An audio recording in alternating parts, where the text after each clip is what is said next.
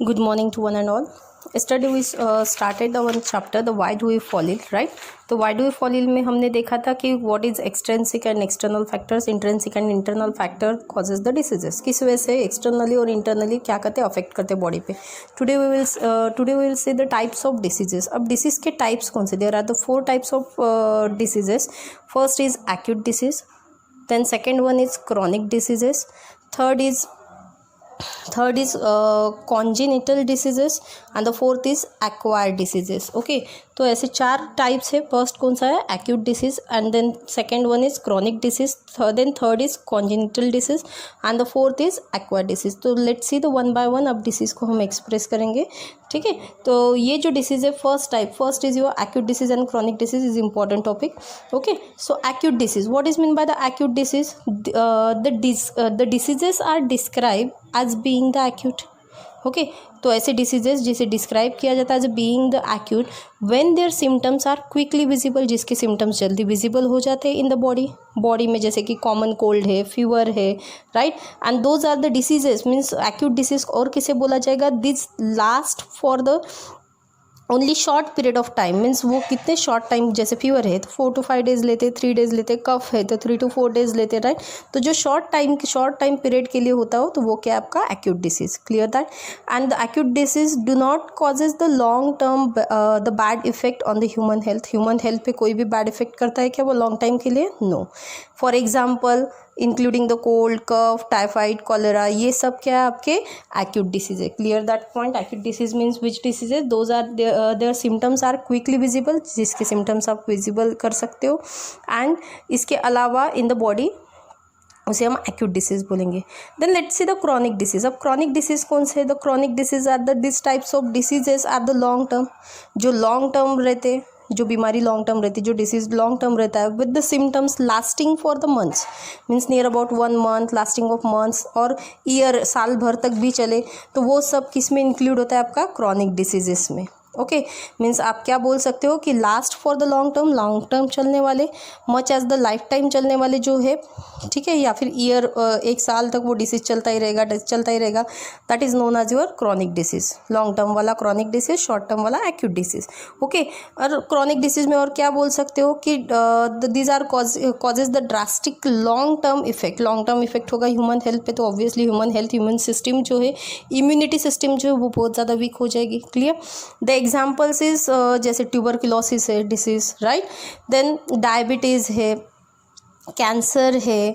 तो ये जो है एग्जाम्पल्स, एलिफेंटियासिस, ट्यूबरकुलोसिस, ये सब डिसीज़ आपकी कौन से है? क्रॉनिक डिसीज़ में आते हैं. लॉन्ग टर्म चलने वाले जो डिसीजेस है वो ट्यूबरकुलोसिस में आते हैं. शॉर्ट टर्म में जो चलते हैं वो आपकी किस में आते हैं? Acute disease. Clear that 2 points, acute disease and chronic disease.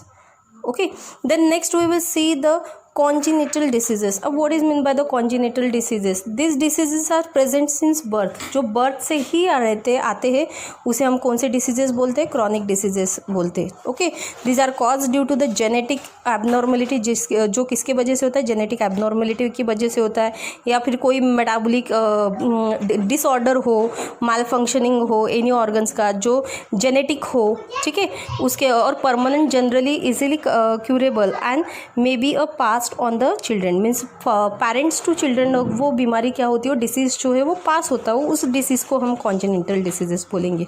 ठीक है, याद रखना है. कॉन्जेनिटल डिसीजेस मीन्स कौन से डिसीज जो बाय बर्थ आप उसे मिलते हो and they are transfer to the genetic abnormalities हो, या फिर any other transfer to the parents to childrens, genes through से ट्रांसफ़र किया जाता है, ट्रांसफ़र होते हैं ऑटोमेटिकली. ओके, देन नेक्स्ट आता है आपका acquired diseases. What is mean by the acquired diseases? Acquired diseases mean this diseases are those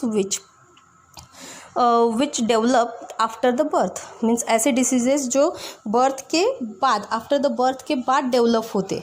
ठीक है, अब ये बर्थ के बाद डेवलप होते हैं, means it's acquire. The diseases can acquire the broadly classified into the 2 types. उसे 2 types में क्लासीफाई किया है, कम्युनिकेबल और इन्फेक्शियस डिसीजेस और नॉन कम्युनिकेबल और non infectious diseases. Okay, there are the 2 types of diseases. First is communicable और infectious diseases, then second one is non communicable and non infectious disease.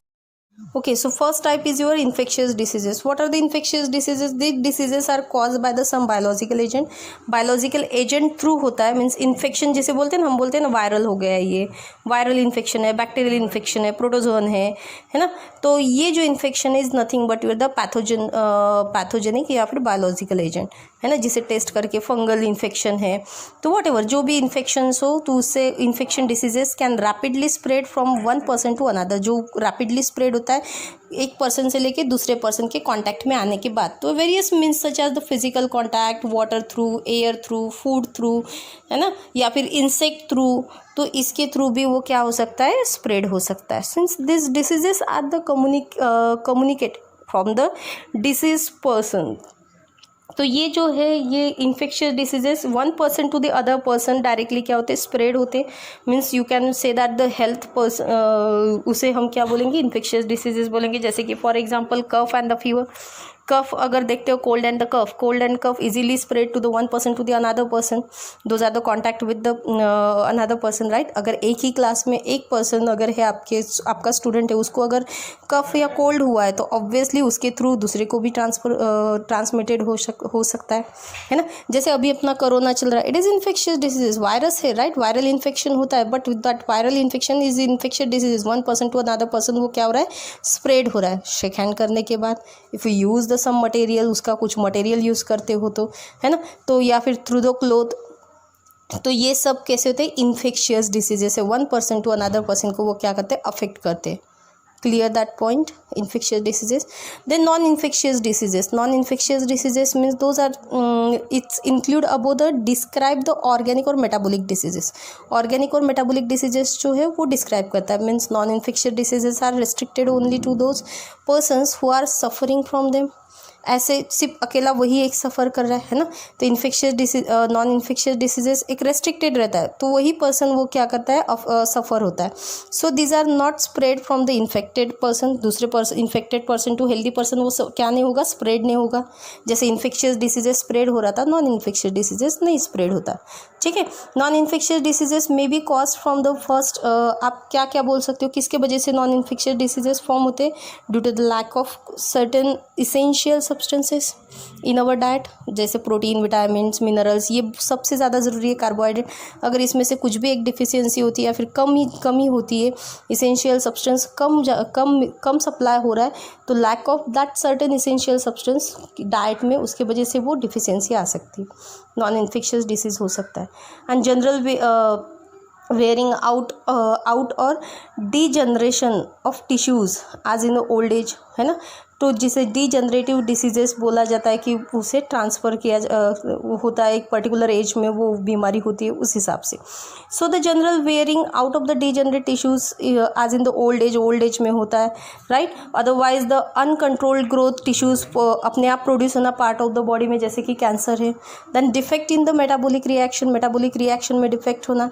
Injury and the damage to any part of the body by accident. अगर body part में कोई injury हुई है या फिर body parts में infection हुआ है, तो वो भी एक है, right. Clear that point. Infectious disease and non infectious diseases किसे बोला जाता है, और डिटेल में infectious diseases and the non infectious diseases हम नेक्स्ट पीरियड में देखेंगे. ठीक है.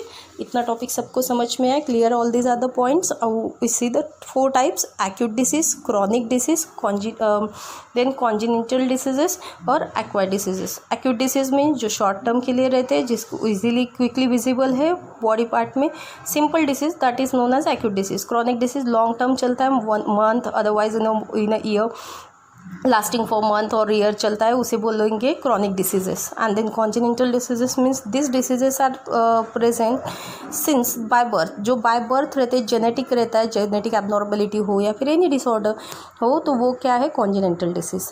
देन एक्वायर्ड डिसीजेस कौन से हैं, जो बाय बर्थ नहीं रहते बट बर्थ होने के बाद डेवलप होते.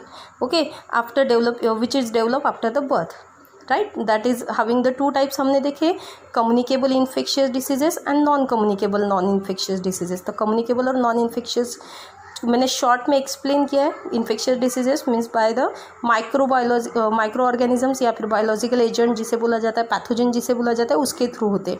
Okay. Then non infectious diseases जो कोई बायोलॉजिकल एजेंट थ्रू नहीं होता है, खाने पीने में कमी, इम्यूनिटी सिस्टम लॉस हो या फिर एक पर्टिकुलर एज में होता है ना, तो इसको डिटेल में हम नेक्स्ट पीरियड में देखेंगे।